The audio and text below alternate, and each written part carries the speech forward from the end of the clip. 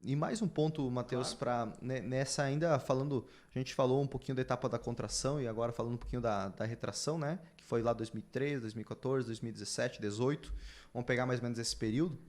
A gente vê a China nesse momento agora, né? Um mercado imobiliário extremamente pujante, que talvez o ciclo dela é diferente do nosso, assim, em termos de velocidade, crescendo, crescendo, crescendo absurdamente e hoje derrubando prédios. Derrubando prédios para manter preço. É tipo a galera do agro que, sei lá, queima milho, queima produção ou estoca e deixa guardado lá no canto para manter a competitividade do mercado, para manter o preço em alta. Mas a China está literalmente derrubando prédios novos em várias cidades do país.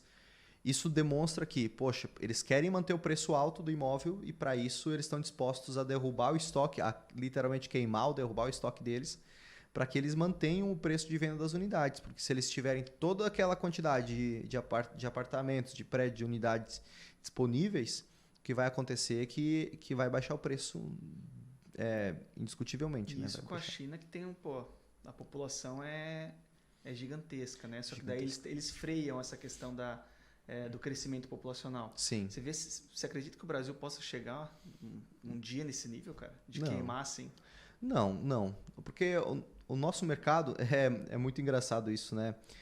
O nosso país ele é tão bom que assim não tem como o governo piorar nem melhorar. Isso é um grande benefício, né? O nosso governo, independente de quem vai entrar em janeiro, ele não consegue passar todas as vontades dele por Congresso, Senado e STF e até ser sancionado. Nem para o bem nem para o mal. Né? Então a gente não tem como melhorar nem como piorar, porque a gente está vivendo uma democracia, então está sempre ali no meio. Isso, para nós, de certa forma, é bom. A gente não está vivendo num país onde tem um líder que ele impõe regras e todo mundo diz amém. Isso eu acho que né, Brasil ir para esse caminho não vejo. Acho que é super, super tranquilo. Assim, a gente Sim. não tem essa possibilidade disso acontecer. Né? O Brasil é o famoso país para o ciclo mediante o mercado imobiliário.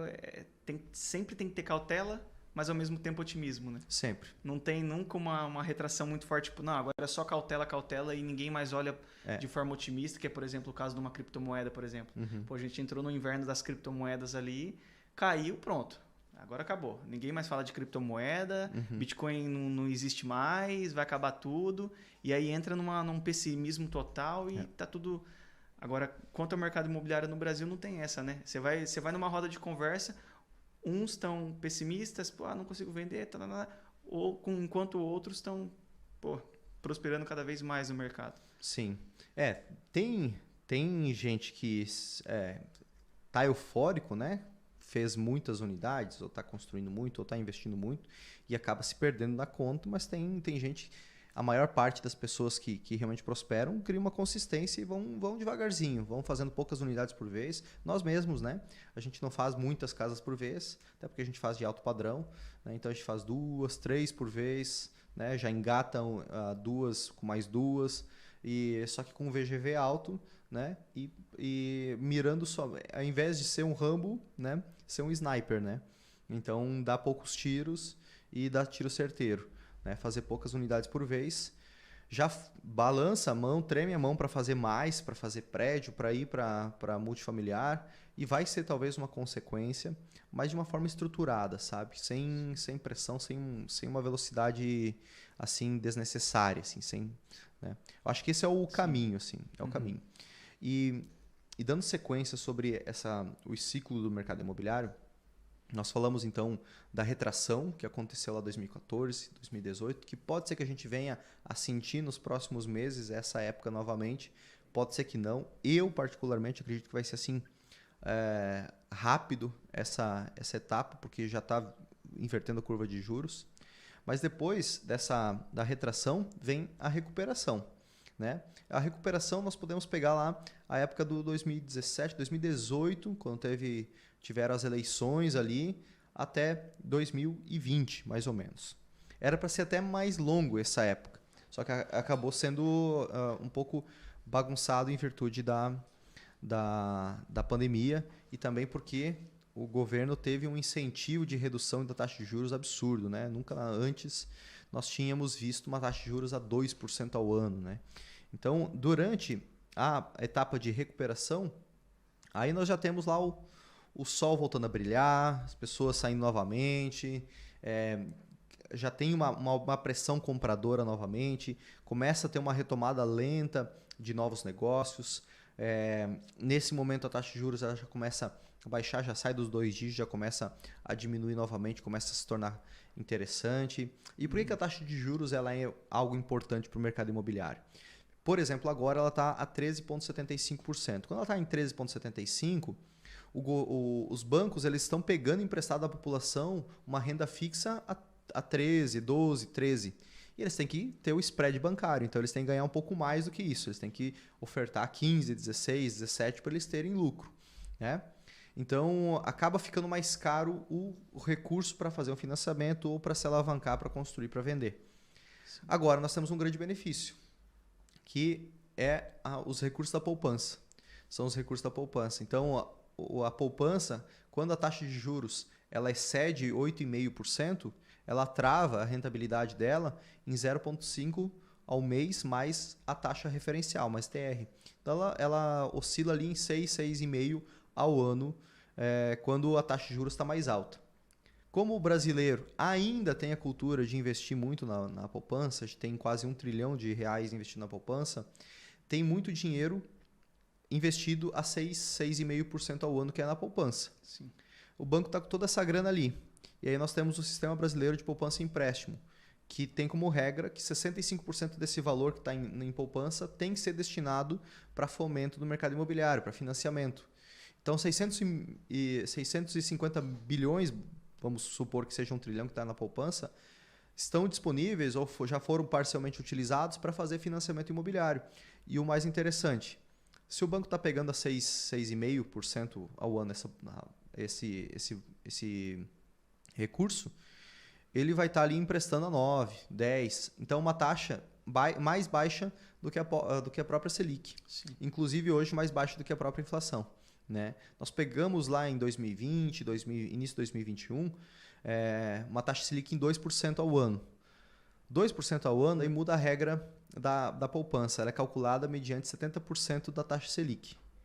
Então, 70% de 2% é 1,4%. Então, é o que estava rendendo a poupança naquela época. O banco emprestava 6, 6,5%, foi o que algumas pessoas, inclusive clientes meus, conseguiram financiamento a 6,5% ao ano, uma taxa extremamente boa, e o banco estava com um spread muito bom também. Então, nesse momento, por isso que a taxa, por mais que a taxa Selic ela aumenta, ela chega a um ponto que ela já não repercute mais tanto na taxa de juros do financiamento imobiliário, porque trava o valor da rentabilidade da poupança, como o banco está pegando esse recurso nesse valor, ele está emprestando um pouco mais e ele mantém esse valor um pouco mais alto, né? Esse é um grande benefício nosso aqui no Brasil. Sim. A nossa taxa de juros ela não é negativa como a dos Estados Unidos. E lá o mercado imobiliário ele é muito fomentado, tanto que lá o pessoal investe muito em imóveis, faz um financiamento a perder de vista e com a própria rentabilidade do aluguel paga a parcela.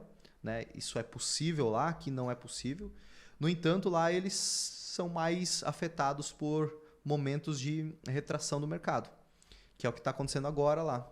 Está existindo uma mini bolha no mercado imobiliário norte-americano em virtude da mesma situação que aconteceu lá em 2008.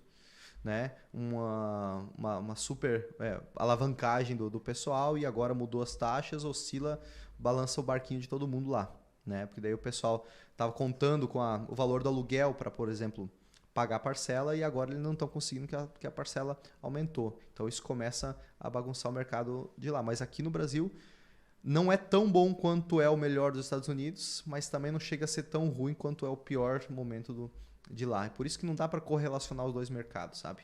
O que acontece na China, o que acontece nos Estados Unidos é diferente do que acontece aqui no Brasil. Sim, o legal é entender também sobre toda essa aula agora, né, que você passou para nós aqui sobre a questão das taxas, é que a gente consegue mesmo com a taxa, mesmo com o financiamento, empreender utilizando essa linha, né? Dentro do ciclo que a gente está trabalhando, que é a incorporação imobiliária, porque muitos olham esse formato de negociação só para moradia, que de fato é. Né? É um programa para fomentar a moradia no país, mas que tendo essa visão de mercado, entendendo os ciclos também, a gente consegue aproveitar essa opção, né, de financiamento para conseguir empreender dentro do mercado imobiliário, né? Isso, exatamente. Esse financiamento ele é tão importante para quem vai ser o nosso cliente que vai comprar esse imóvel, quanto também para nós utilizarmos para fazer um financiamento, seja para construir para vender, seja para construir para alugar, né? Alugar esse apartamento, essa casa, esse imóvel, essa sala comercial, independente disso. Então, ainda para completar essa etapa da fase da recuperação do mercado, que foi lá em 2018, 2020, começa essa fase com uma vacância muito grande dos imóveis de aluguel. Então, quem tinha imóvel de aluguel ali naquele início estava super vago, assim, um monte de placa, né? A gente vê o ciclo do mercado com base nas placas em terreno, em apartamento, em casas. E tinha muita opção para aluguel lá no início. Não é uma coisa que a gente vê hoje. Ao menos aqui, falando especificamente de Balneário Camboriú, talvez a região que você que está ouvindo, está assistindo, está diferente nesse momento, mas aqui simplesmente não tem opção para alugar. Pouquíssimas opções de aluguel e assim, numa negociação ruim, difícil de negociar. Você mesmo passou por isso, né? Teve bastante dificuldade de conseguir encontrar. Agora está morando quase frente ao mar. Tá morando bem pra caramba. Tá, mas tá bom, né? Nós vamos fazer um churrasco lá. Vamos lá, né? Tô esperando.